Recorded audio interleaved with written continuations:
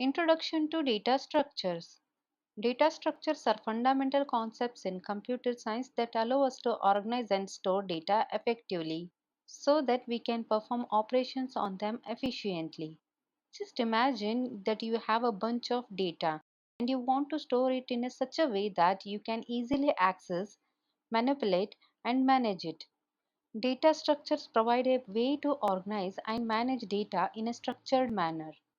There are many different types of data structures, each with its own strengths and weakness.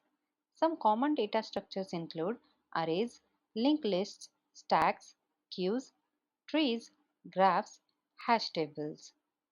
Each of these data structures has its own set of operations that can be performed on it. For example, with an array, you can insert the element, delete elements, and access elements with their index. With a tree, you can perform operations like searching, insertion, and deletion. Understanding data structures is essential for writing efficient algorithms and solving complex problems in computer science.